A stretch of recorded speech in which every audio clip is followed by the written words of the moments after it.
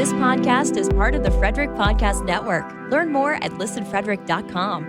This episode is brought to you in part by our network sponsors. Shouldn't having conversations with your money be easy? Easier than counting the planets, at least. Saturn, Uranus, Neptune. Oh, what happened to Pluto? Did it offend someone? F&M Trust is here to help you have better conversations with your money. Go bank it easy at fmtrust.bank.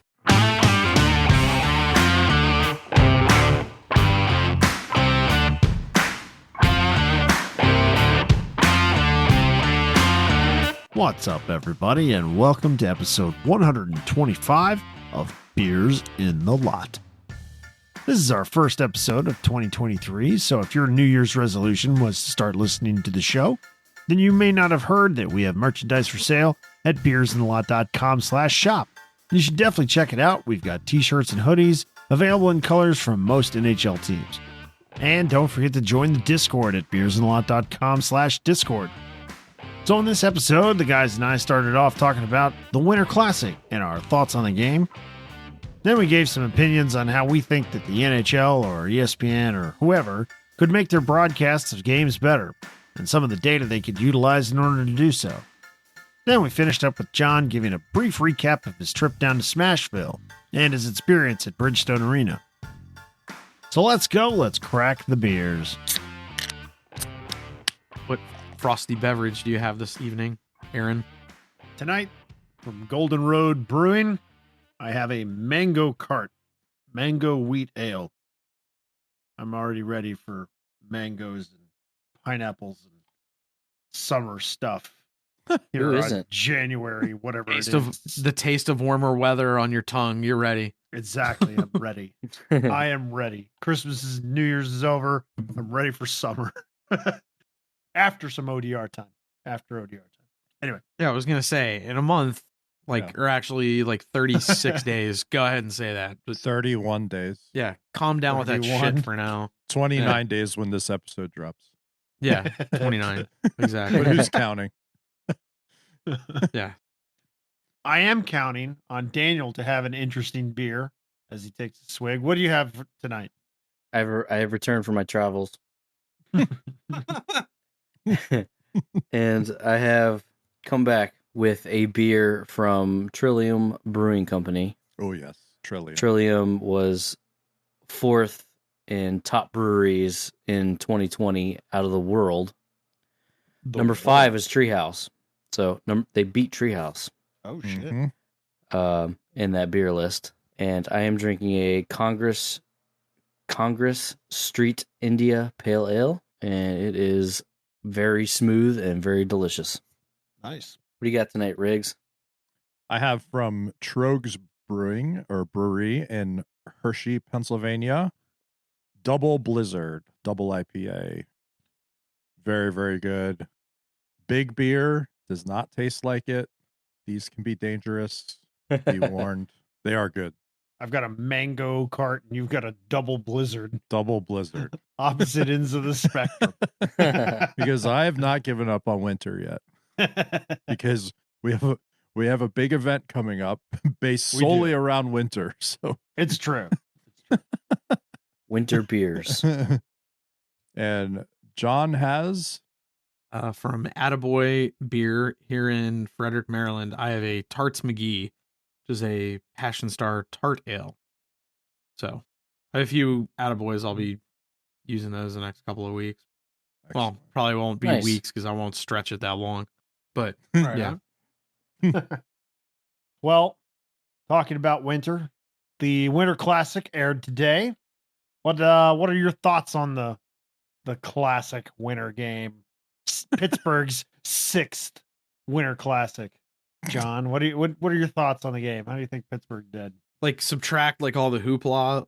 We'll just talk about the game. Pittsburgh came in losing 4 straight. They actually played really well, and I'm aggravated with their power play.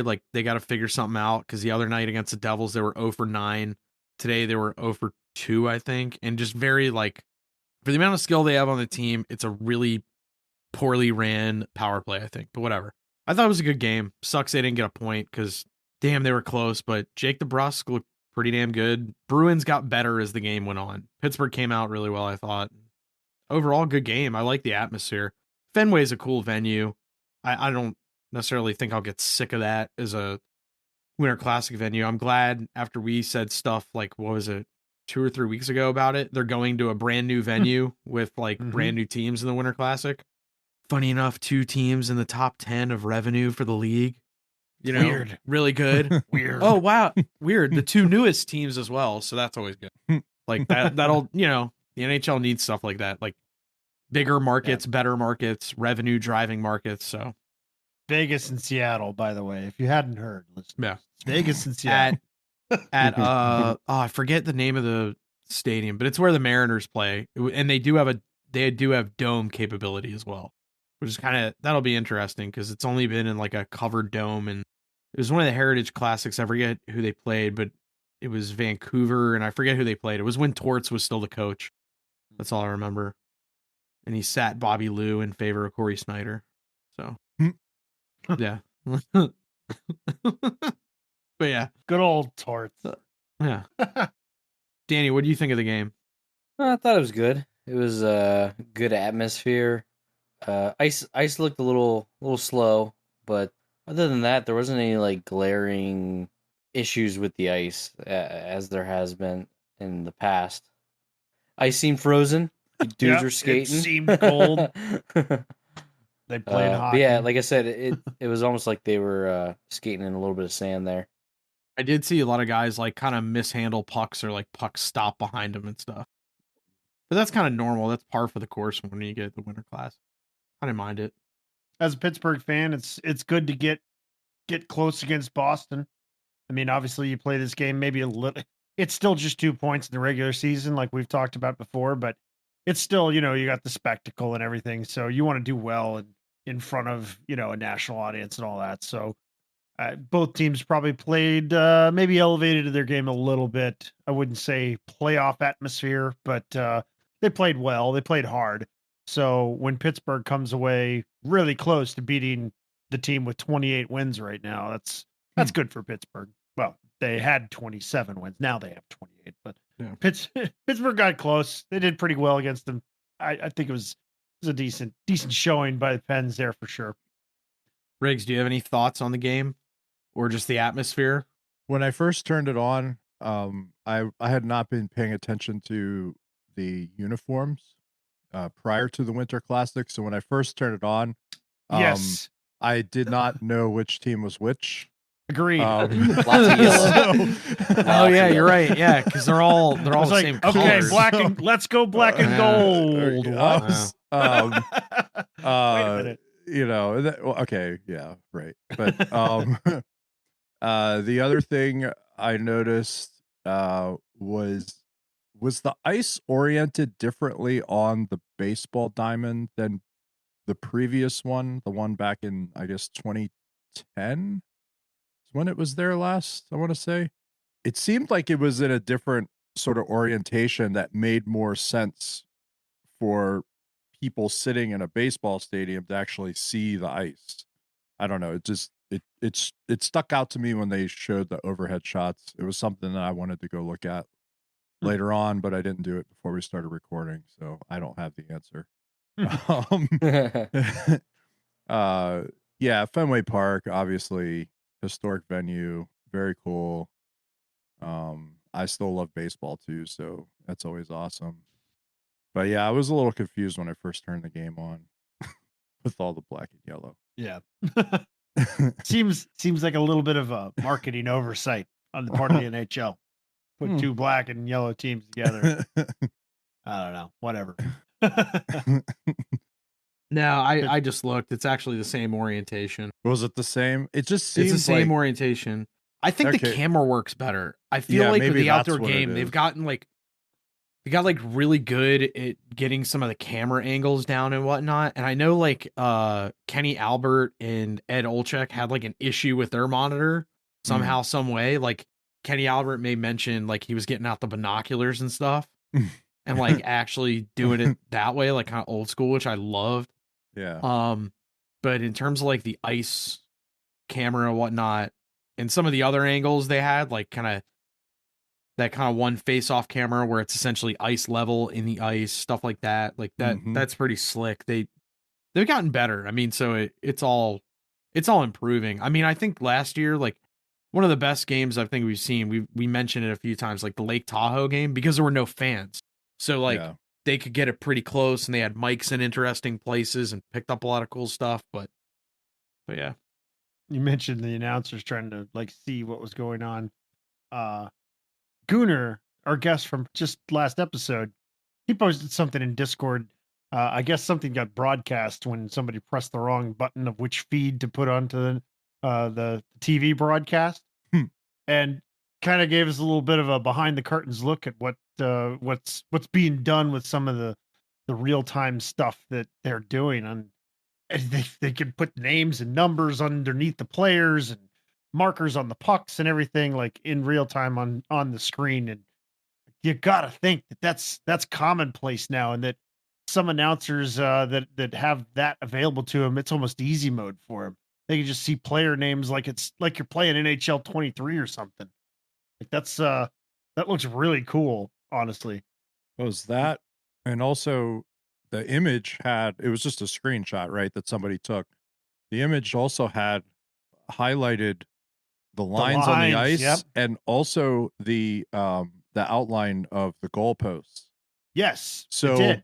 I'm sitting here like, okay, I watched about 5 minutes of World Cup, and I saw on the social media too that when they would review certain calls, they had ridiculous like augmented reality Right. computer aided stuff available to them to help make offsides calls and whatever else, right? They made the one offside call because one guy's butt was His farther. butt cheek was Imagine. farther, right? So like, but okay, so clearly Sick glutes. technology exists. Technology exists, and we see this picture of a video feed that's available to TV broadcast, at least, that has some of this data on it, like directly on the feed. Mm-hmm. You know, what are we doing? Like, Yeah, why can we as consumers not see this? well, You know what it's not- actually would or be- it's not Or even at least that. have it available. It's not even that. Like when we go to goal reviews and offsides reviews, Yeah. why are we looking at it on iPads on the ice and like having to send things back to a central office? I'll tell you this know? though. The one line that I noticed was missing in that was the goal line in between the posts. Yes, this is so all the lines were marked except for that little 4-foot segment. Now, why I don't know, but that's odd to me because they had an X where the puck is. Yes. So they know where the puck is. They know where all the lines except the goal line part that matters. So I maybe they're intentionally not giving that info out or something so that they can keep control of whether or not the goal is reviewed or not. I don't know Who if it knows? adds drama or something. Somebody somewhere probably knows the reason why that's not available, but my thing is, if you're going to use it all the way. All right. yeah, do it right. Yeah. Or don't use it at all.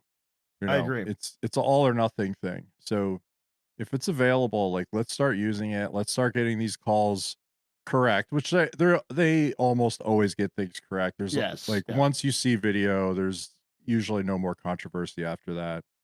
I mean, there's rare cases, right? But sure. You know, if we have all these things available to us, let's use them and let's speed up the review process too, instead of looking at the same slow motion replay 18 times in a row, right? Trying to find, you know, the millimeter differences and things. Like let's just, you know, use the tools available and move on, please. Seriously. And I can guarantee you that data is being done in real time by AI, which means that you could probably take a feed of an NHL game and build your own AI that could do that. So if that can be done, then why is this so hard to do stuff like those processes like reviews? It should not be. I'm not saying take away the on ice officials' decisions and all that kind of stuff. Like you still have that element. There's still the human element of the game because I think that's important. But when we have review situations, that's where we need to use all the tools available to us. Yeah, it's 2023. And mostly just to speed things up. ChatGPT, was that a goal or not? Yes, exactly. Like, come on. So I'll take it one step further. Have you guys seen anything that the PGA Tour does with the slime cup on Nickelodeon? Have you guys seen that? No. Nope. No. So they bring in some of the pros and they do kind of like this live action / computer generated stuff. They did some stuff with the NFL like a year or two ago, one of the games. Broadcast an NHL game like that, but to like on Nickelodeon, so it shows the players almost like it's a video game. Right. You would attract young fans because now, instead of just knowing like Ovechkin and McKinnon, Makar, the guys and women who are on the cover, now they actually physically can know, like, you know, become a psychopath like me and know every single player on the entire roster because you watch their ice time. We don't want to bring back the glow puck 100%, but like I'm saying, those are the only two examples I have of like the PGA Tour Slime Cup and the NFL. They did a slime bowl on same thing. It was NFL just broadcasted that specific game on Nickelodeon. The NHL could essentially do that and add some cool stuff. Now you're making it more accessible for some kids that like their parents don't understand. Like, I don't know the game, so I'm not going to watch. If you use what we saw in that image, right, and you make it look like NHL 23 video game. Exactly, and I'm sure they can. Right? And you like at the very least, you know, every player's name and numbers on there, Right. and whoever has the puck, they're highlighted, right? Yeah. You know, and when certain things happen, there's different animations or whatever that happen, right? Like if you do that kind of stuff, yes, you will absolutely get kids hooked because there are people that play those games that they've never seen a live game before. They probably never even watched on TV. Like, Right. like Yeah. you know, let alone picked up a stick or anything. Like One of the things that NHL 23 does to train brand new players, because my son's 5 years old. He started playing NHL, you know, a year ago. So he's learning. He knows what offsides is. yes, He learned what offsides is because he knows when he has the puck and the zone, the offensive zone has yellow and black, like, you know, caution signs in it. He knows I can't go in there. So he figured it out that, oh, it's only when one of my guys is on that side of the blue line. Can He your figured son it come out. and show some of the guys we play with on Yeah, I Sunday was nights, about please? to say, can Right? we get the caution signs Yeah. in OFPG? Jeez. But no, they could do that in the broadcast and show like, hey, this play would be offsides because they've got the puck now. If they go in, they can't do that. It'd be against the rules. There's things they could do on the broadcast to overlay stuff on the ice or whatever, which, yeah, you're getting kind of close to the glow puck stuff, but this is stuff that would be useful for new watchers, which veterans, guys who've been watching the game for years or whatever, we can get past the glow puck, honestly. It's kind of annoying, whatever, but I bet if they brought it back like one night on TNT or something, like or on a ESPN Plus game, one of those games, I bet there would be people from like older hockey fans or even hockey fans that are newer that just know about the phenomenon of the glow puck. They would literally just tune in to that game just to go like, see it. oh, I gotta see this For some Just nostalgia. I gotta yeah. see this. I gotta see this. You know? And I'm glad like the Winter Classic is like a very drawn out. I'm glad they did it today so it didn't compete with week 17 of the NFL. Like it is like a Cadillac event for the NHL. It's a good way to draw in new fans, kind of your casual fans, kind of the every so often viewer and whatnot. I'm glad it always goes off without a hitch. It makes me happy. But I think kind of like I'm saying with like the slime cup or like, you know, kind of the NHL 23 type screen, if you will, that they have in the TV trucks or even in the screens up in Toronto. Cause I've seen screenshots kind of what they do in Toronto for the video review, or like even some teams that have the player tracking specifically for their team. Like a lot of that isn't live. Sometimes it's after the fact that they get all that data and they can, you know, put it into the video feed, but that'll be interesting to see more and more of that stuff. I mean, you see it for the NFL, like almost live, you know, live it's super cool how the NFL does it. And even MLB to some Yeah. extent, even though they're a little archaic with some of the stuff, Riggs can attest to. Like, MLB does some things right, some keyword. Hmm. But yeah, I know. Yeah. The NHL doesn't try. The only thing that we see overlaid on our broadcast is the fucking board advertisements, which Yeah. nobody seems to like. Which So, glitch out all the They time. break, they distract, like they're awful. It- But that's the all we get. worst, The worst is when they have like there's a couple of them, I think they're like car ads, and they show like the car driving. So Oh, there's like a no. car, like a Mm. car driving like a around the corner up the half wall, and then players are moving the other way. It's very, very distracting. Like, Yeah, it's that's really that's annoying. ridiculous. I will say, speaking of advertisements, over the holiday break, I ventured down to Nashville and was able to go to Bridgestone Arena. I highly recommend it for anyone that goes to Nashville. It was a great fan experience for me. I had a blast. The hockey fans down there were like knowledgeable, super polite. Let me tell you about Bridgestone Arena.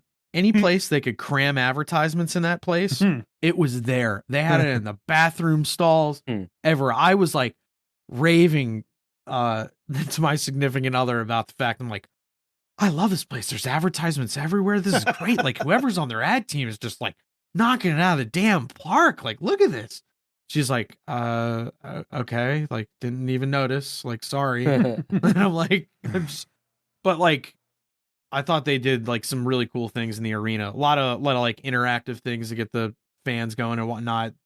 I was talking to like one person when I was in the one line, and they said like it's been kind of tough because the team's not been doing spectacular, and the Titans, and they compete for a lot of stuff, because Broadway's right outside. Mhm. So he even joked in some of the nicer weather, it gets in like March and April, they're season ticket holders that come down fully expecting to go to the game and just get stuck in a bar for the entire night. Like, Whoops. and as someone who was in a few, like, yeah, it makes total sense. I fully understand. Like, I get it. So Now a word from our podcast network sponsors. Shouldn't having conversations with your money be easy? Certainly easier than spelling conscientious right on the first try. C-O-N-S-H... Nope. S-I. S-C? Oh, that C's moonlighting as an H. F&M Trust is here to help you have better conversations with your money. Our investment and trust services team can help make your retirement dreams a reality. Go bank it easy at fmtrust.bank. Let's check the British spelling. So how's the game? yeah. Oh, it was a really good game. They lost 3-2 to Dallas. Dallas scored with like 30 seconds left. Really great game. Was it Jason Robertson? They respected. No, it was Hintz. He had 2 goals. J-Rob's hurt, isn't he? Yeah. He's He hurt, played yeah. he played that game, but then he was out. But he like kind of looked like there were 2 or 3 plays. I'm like, something's wrong. But anyway, yeah, it was weird because it was the first game for both teams after the holiday break. So you could totally tell like they were easing into the game. There was no like bang, bang, bang. They kind of just like, did their thing. Jake Ottinger's freaking sick. Like, after seeing him in person, like, he's awesome. Jamie Benn and Tyler Seguin, like, for as banged up as they've been the last couple of years, they both look good. Like, in person, really good. Jamie Benn had the first goal of the game. But yeah, good game, back and forth. And like I said, fans were into it, had a good time, so it was awesome. I like more teams. I want more teams to do, like, when they're on the penalty kill, and then when they get back to even strength, have some sort of, like, sound effect. Like, Colorado has like the mushroom power up for Mario Brothers. Right, Yeah, it's awesome. Nashville had like this twangy guitar thing with a drum beat, like it was sick. I'm like, I need more of this. Like, and also Nashville Predators underrated goal horn, really good goal horn. And I totally got into like the who's the hillbilly country singer that does like, I like it, I love it, I want some more. I was like, yeah, it was Tim great. McGraw. Oh yeah, are you sure? That's It's Tim Tim McGraw. Yeah, I'm all in. Yeah, I'm all in. Love it. Uh, Think it's great. Like, I want more of that. So I could just imagine somebody coming out of the box for the pins, and then the PA system saying, "Tell him, Ray." Oh yeah, that's what it should be. It should be telling right. But it was like the other thing you could tell like it's like a really interesting sports town because like they do like these interesting callbacks to the in-game announcer, Paul.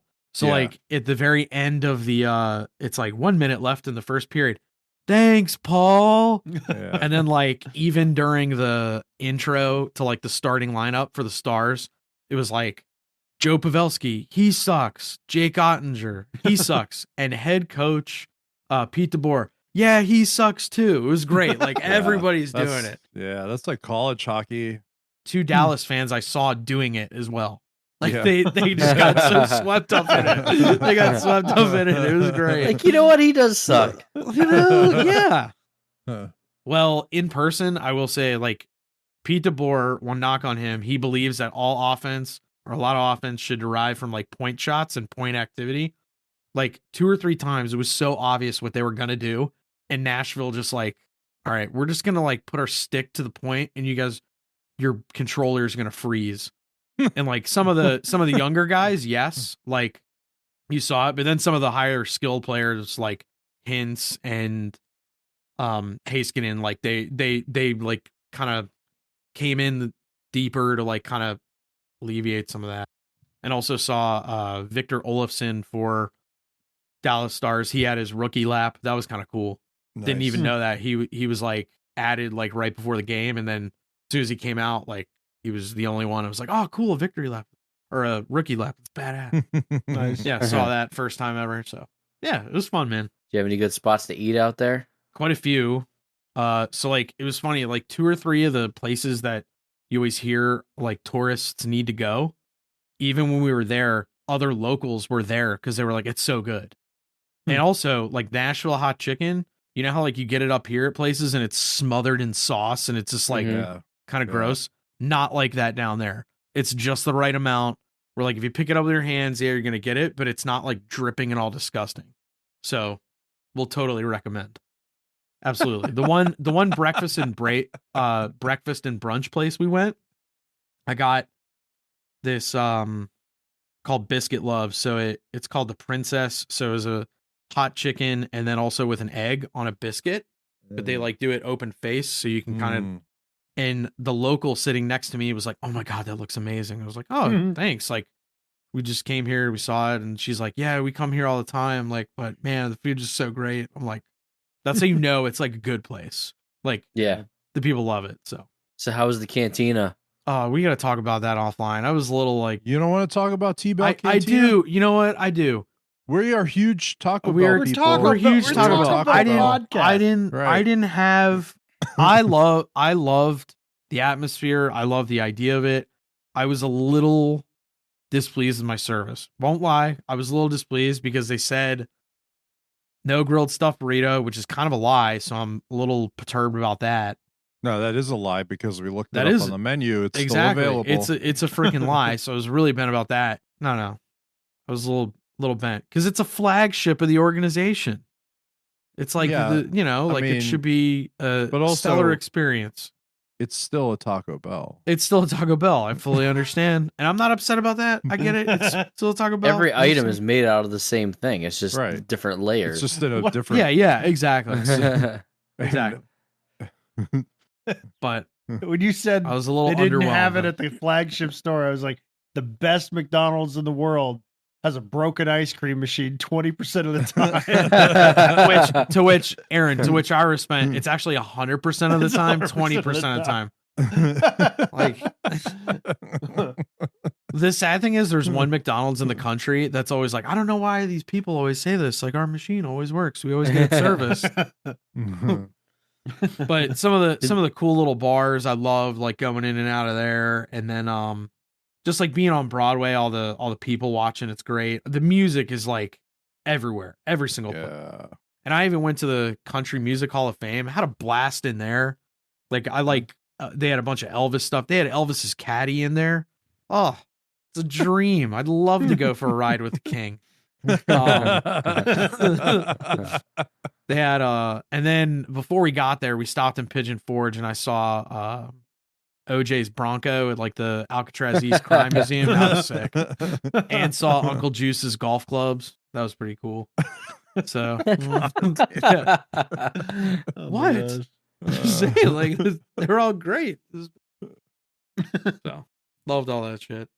And then we also had 2 other members of the pod actually venture out onto some ice. Yeah. Oh yeah, Yeah, Yins Yes. actually got to skate Some on outdoor frozen ice. ponds, Yeah. eh? Yes. yeah. We got to get a little practice on pond hockey. Ice It was like for One day volleyball. though, right? Yeah, it was. Because Well, by the time I got back, it was gone. there was ice there at least 2 days. I started getting texts on Monday. I couldn't get over there, and so then Tuesday morning went over, met Aaron over there bright and early. Yeah, It's a good time. definitely got a little 3-on-3 shinny going. Yeah, it was great. Little Yeah. half court 3-on-3. Bunch of kids were out there too, which was good to see. It was awesome. Yep. Good spot. Hadn't been there in a while. That place, they used to flood it. Like the fire department used to flood it, and I don't think they had done it the last few years, or it wasn't cold enough or whatever. I'd actually checked it out, I think 3 years ago, and it was dry when it was cold enough to have ice. But yeah, it's just a little depressed area in a park about 20 minutes from Frederick. Yep. A sign on it that says Sign. skating pond. Yeah, it's a skating pond. Yeah. So Yep. when there's enough ice, go ahead. But yeah, it was a good time. And then the next night, went up to Hershey to see the Providence Bruins take on the Hershey Bears, the top 2 teams in the American Hockey League. Nice. Great game, 1-0. Bears win. Wow, close game. Yeah, it was good. It was good. Good time. I'm just thinking about the Winter Classic today when the Pens were wearing jerseys with big P's on them. And then you got the Providence Bruins with big that P's. literally Also, have the yeah. Bruins logo with a Also, P yeah. instead of a B. Yes. Just weird to me. I don't know. Actually, speaking of like we're talking about teams with uniforms, everyone saw like the Penguins and Red Sox show up in the baseball uniforms. Yes. I saw Did the it- Penguins and the Bruins show up. Yes. Or yeah, sorry, Penguins and the Bruins show But, up. yes. Or Or in the maybe Pirates and the Red Sox. the Pirates and the Red and Sox. the Pirates Red and Sorry, Sox, sorry. yeah. Did anybody notice how like almost 90% of the Red Sox and like every single one of the Penguins players, or God damn it, I'm doing it again. The Bruins players in the Red Sox jerseys and the Penguins in the Pirates unis all were wearing the baseball uniform the correct way. Yes, high socks. High socks. I was High like, socks. as soon as I saw them, I was like, That's right. oh my God, they're doing it right. I did like the touch. Like some of those guys look like straight ball players. When Like Marchand coming off the did. baseball bat. Yeah. Yes, He had the Yeah. ball bat and the glove, and so did McAvoy. I will say this: the Bruins, when they got off the bus in those uniforms, it looked like the Boston Red Sox were showing up Like at the Fenway. old school gloves, too. It Right. like, Yeah. Yeah. like they look like it was legitimately the Red Sox were showing up. Like Marchand absolutely looked like an Yeah. old He looked like baseball he player. looks like an old, yeah. He has the big beak. He's short and stout. I mean, yeah. He's totally going toes up when he's sliding into second. Like he's totally spiking a guy. Like there is Scumbag. no, yeah, no Scumbag. hands or butts.